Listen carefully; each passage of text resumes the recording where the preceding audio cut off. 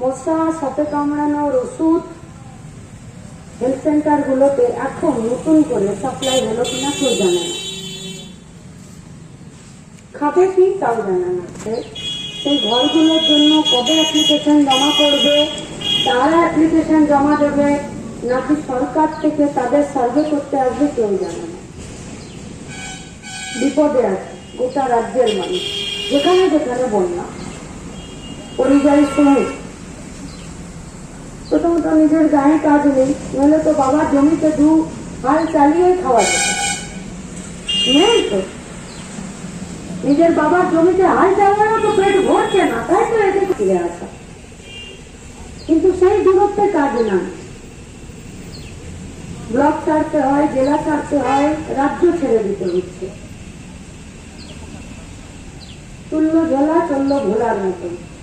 কোথায় যাচ্ছি, কেন যাচ্ছি, থাকতে পারবো কিনা, মরে গেলে আমার ডেড বডি বাড়ি আসবে কিনা, আমি মরে গেলে যেখানে আমি কাজ করতে যাচ্ছি তারা আমার পরিবারকে এককালীন কোনো টাকা দেবে কিনা, এইসব ভাবার, এইসব দর কষাকষি করার জায়গায় নেই। আজ বাঁচতে হবে, আজ আজ খেতে হবে। ঠিক আছে, আজ পেলাম না, কাল খেতে হবে। ঠিক আছে, 7 দিন খেতে পেলাম না, পাশের পাড়াতে মুদির দোকানে ধার করলাম, কিন্তু তারপর খেতে হবে, না খেয়ে বাঁচতে পারবো না। তাহলে আমার ডেড বডি বাড়ি আসবে কিনা, আমি টিকিট পাবো কিনা ট্রেনে, আমি বেতন পাবো কিনা, আমি মরে গেলে আমার বাড়ির কেউ সেই কাজটা পাবে কিনা, আমি মরে গেলে আমার বাড়িতে এককালীন টাকা পাবে কিনা, পেনশন পাবে কিনা, দূর হটাও, আগে বাঁচতে হবে। 7 দিন অব্দি ধার পাবো, তারপরে ধার পাবো না।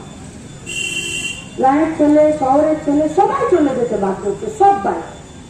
যে লুঙ্গি পরে কোমরে গামছা নিয়ে কুর্নি ধরে সেও চলে যেতে বাধ্য হচ্ছে, যে রোজ পালিশ করা জুতো পরে কানে ওয়াকি টকি রাখে, সাদা জামা ধোপ দুরস্ত করে ইংরেজি বলে, তাকেও চলে যেতে হচ্ছে, মরে যাচ্ছে। পরিযায়ী শ্রমিক আমরা কোথাও রেজিস্ট করতে পারছি, কোথাও। বীরভূমে তো আছে একটা লেবার কমিশনের অফিস,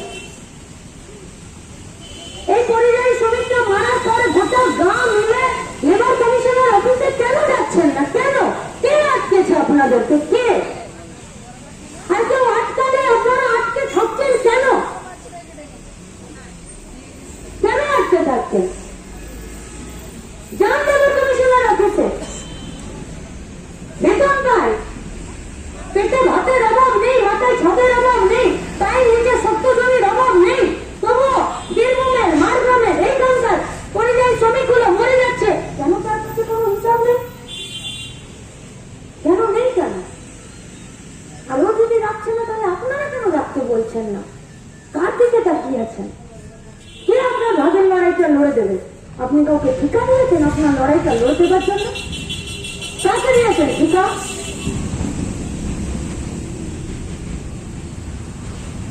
বিপদে আছে পশ্চিমবঙ্গের মানুষ। যখন এই সমস্ত অপরাধ গুলো ফুলে ফেপে উঠছে, তখন কোথাও কোথাও বাস্ট হয়ে যাচ্ছে। সেরকমেরই একটা বাস্ট হয়েছে আরজি করে, আর কিচ্ছু না। প্রতিদিন ঘটছে, রেপ হয়েছে, হসপিটালে ডাক্তার নার্স তথ্য প্রমাণ লোপাট করে দিচ্ছে। আজকে এবিপি আনন্দ, 24 ঘন্টা, আনন্দবাজার, সব খবরের কাগজ রোজ বলছে তথ্য প্রমাণ লোপাট, তথ্য প্রমাণ লোপাট। আমার দুটো বোন, আমরা সবাই বাঁচতে চাই এবং আমরা প্রতিবাদ করতে চাই। তাই আমাদের সংগঠন ভাইয়ে পাই, তাতে এসে পাই, মহিলা সমিতিকে নিয়ে আমরা প্রতিবাদ করতে চাই, কারণ আমরা জানি আমরা কেউ একটা আলাদা একটা পরিবার বেঁচে থাকতে পারবো না। গোটা রাজ্যে সাহসী মানুষদের, লড়াকু মানুষদের আমাদেরকে সঙ্গে চাই। সবাই খুব বিপদে আছে। এই বিপদ থেকে বেরোতে গেলে এই লড়াইটা আমাদেরকেই লড়তে হবে। সেই লড়াইয়েই ধারাবাহিক লাগাতার আন্দোলন চলছে। এই আন্দোলন আরো একবার 26শে সেপ্টেম্বর বিদ্যাসাগরের জন্মদিনে কলকাতাতে হবে। আপনাদের কাছে আমাদের আবেদন দুটো। এক, সকালবেলা চিড়ে মুড়ি গুড় ভেজে নিন, গামছাতে ঝোলেতে প্লাস্টিকে, আর একটা 2 লিটারের জলের বোতল পাড়ার কল থেকে ভরে নিন, আমরা আপনাদেরকে ব্যাচ দেবো। সেই ব্যাচ বুকে লাগিয়ে দুপুর 12টা একটা ডাক্তারি পড়ুয়া যিনি এমবিবিএস পাস করেছিলেন এবং উচ্চতর ডিগ্রির জন্য আলিগড় মেডিকেল কলেজে পড়াশোনা করেছিলেন। গত 9 আগস্ট আন্দোলনটা বীরভূমের মহিলাদের জন্য হলো না। কেন হলো না? বীরভূমের সাধারণ মানুষকে, জনগণকে নিজেদের দিকে তাকিয়ে সেই উত্তর দেওয়াটা দরকার। আমার কথা আপনাদের খারাপ লাগতে পারে, আমি অভিযোগই করছি। অর্থে ভরসার জায়গা হয়ে যেতে পারছি না, যে মানুষ প্রতিবাদ করার সাহস করতে পারছে না। কলকাতাতে আরজি করার উল্টো দিকে অবস্থানে বসে থাকাটা সহজ কাজ ছিল না। শ্যামবাজারে অবস্থান করাটাও সহজ নয়, কিন্তু কংগ্রেসরা চালাচ্ছেন, কষ্ট করেই চালাচ্ছেন।